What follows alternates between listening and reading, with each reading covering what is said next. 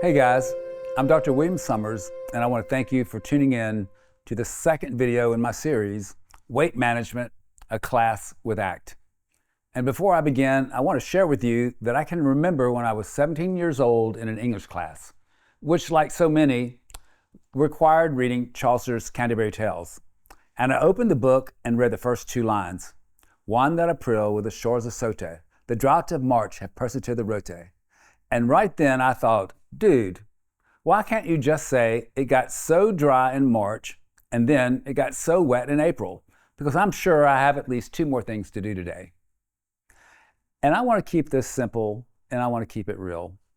Obesity is a complex interaction between genetics, environment, and behavior. The obesity incidence in this country was 13% when I started medical school in 1985. It is currently 40%. The incidence of our population defined as overweight is 76%. Childhood obesity has doubled the past decades. And there have been steady rises since World War II, but the 70s brought us incredible rocket-like spikes in incidence that continue today.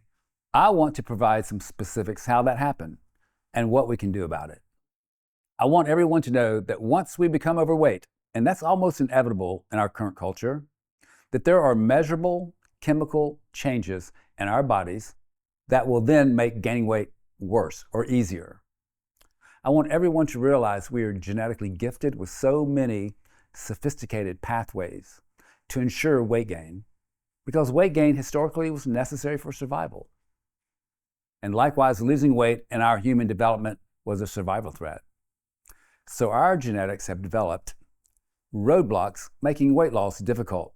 And along these same correlates, when we do anything to lose weight, our body thinks something is wrong, and as soon as we let up a bit, our body will show us how incredibly developed it is, because through mechanisms I will discuss, that weight loss will be returned quickly with vengeance, more weight back on than originally lost.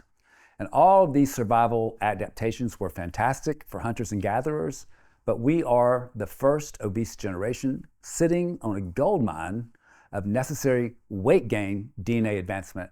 So easy to gain, so hard to lose, and even harder to lose and keep it from returning. Spoiler alert, whatever you do to lose weight, you have to sustain way longer after success so your body gets used to the new you. I will show you some facts. For anyone who becomes overweight, I will reveal several measurable chemicals which become messed up in our bodies just because of being overweight. And when these body chemicals are messed up, they will cause us to gain more weight unfairly when we eat. And everyone must eat. And as we gain more weight, these chemicals worsen, causing even more unfair weight gain. And this weight gain becomes a snowball gaining mass rolling down a hill. I want everyone to understand the profound weight differences in our bodies when we eat God's sugars, that's anything that God made with sugar in it, and how they are absorbed and handled in our bodies, versus man-made sugars, processed, refined, lab-made. Big spoiler alert, man-made sugars were added to 70% of every package and can we eat, starting in rocket spike year 1970. I want to discuss type 2 diabetes, the soaring incidence and why. Can anyone become a type 2 diabetic? The answer is yes. Do some people have genetic tendencies where they are more likely to become a type 2 diabetic, easier and worse? The answer is yes. But there are definitely diabetes-producing demons, and they're things we commonly ingest, and we need to be aware. And in this discussion, I want to discuss polycystic ovarian syndrome, PCOS. Spoiler alert, it starts with weight gain, resulting in all the metabolic disturbances I mentioned above. But the unfairness becomes more complicated because in these 10 to 15% of reproductive aged women, these metabolic disturbances affect the ovary and the hormones being made. And the altered hormones create reproductive issues and a host of issues, but in this context, cause even more weight gain. With PCOS, there are two separate endocrine systems creating weight gain or an even faster weight-gaining snowball mass rolling down the hill. I want to discuss FDA-approved medicines available for management for individuals where medicines are indicated. I want you to know where and how in our bodies these medicines do their work. And I want to discuss side effects, common ones, and less common, potentially serious ones. Our FDA is tasked with public safety, and I will 100% abide by prescribing guidelines with these medicines. Safety is first. Penicillin was first discovered and first used in this country in 1941. If you had strep throat before 1941, you may have been treated with blood-sucking leeches. After 1941, I would like to believe no one got leeches. We are sitting on the penicillins of weight loss. And just like the discovery of penicillin spawned the development of many antibiotic classes, there are current and new exciting developments targeting the disease of obesity. Because of penicillin, cardiovascular disease replaced infection as the #1 cause of death in this country, not cancer. And obesity is one of the strongest contributors to CV disease. I want to discuss with you also off-label medicines, which are used for weight loss. And in this context, these options are not FDA approved because no clinical trials were done to prove their efficacy.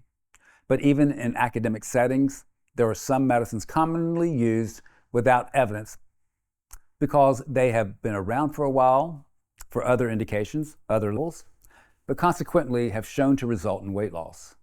And because they have been around a while, their population safety profiles are well known. And like any medicine, consideration for appropriate individual use with an understanding of potential side effects is foremost. I want to discuss with you the health benefits of keeping your abdominal girth in boundaries, less than 40 inches in men and less than 35 inches in women. I believe that this is by far the most important focus in enabling you a higher quality of life when you're measuring your success in weight management. There are cells inside of our abdomen that we basically did not know existed, much less functioned. They live in the loose tissue in our upper abdomen. I call these cells the guardians of our galaxy. When it was discovered in 1994 that these empty cells produced a thing, a Nobel Prize in medicine was awarded. And now, 30 years later, we recognize that these cells produce over 600 things that keep our body healthy in every way possible. These guardians of our galaxy cells protect us from autoimmune diseases, inflammation, from endocrine dysfunction, from cancer. These cells may seem inconspicuous or hiding, but they are working around the clock using supersonic speed to manufacture unique, genetically sophisticated stuff to keep our bodies healthy. And when we put fat inside of our bodies, the fat gets inside these cells. And the fat won't allow the guardians to make and release their stuff to get to places designated to help us. If you look at the slope of our nation's obesity rise since World War II, it is the same slope rise for autoimmune diseases, inflammatory diseases such as fibromyalgia. Greater than 90% of all cancers are associated with this. And I could go on and on. I will defend this statement when I project that 90% of what providers treat in everyday practice is affected by the disturbance in these cells because of our rise in obesity. And when I became educated by the Harvard real smarties who have dedicated their life's work to what they collectively call adiposopathy, my first instinct, somebody needs to interrupt all TV channels with breaking news and explain this. I have seen actuarial data where abdominal girth greater than 40 inches in men or greater than 35 inches in women, stratified by each inch increase increment, will correlate with plus or minus a year of predicted age of death. And complicating spoiler alert, the messed up metabolic stuff that occurs in all of our bodies after we become overweight accelerates weight right into that spot. I hope you will keep watching this series, which I call Weight Management, a class with ACT. Honestly, there are things we just do every day which result in so much unfair weight gain. And these proven facts seem to be ignored. And I feel we should all be aware so we can process facts to make our informed personal choices what to do. I call it, can we do it better, Tells?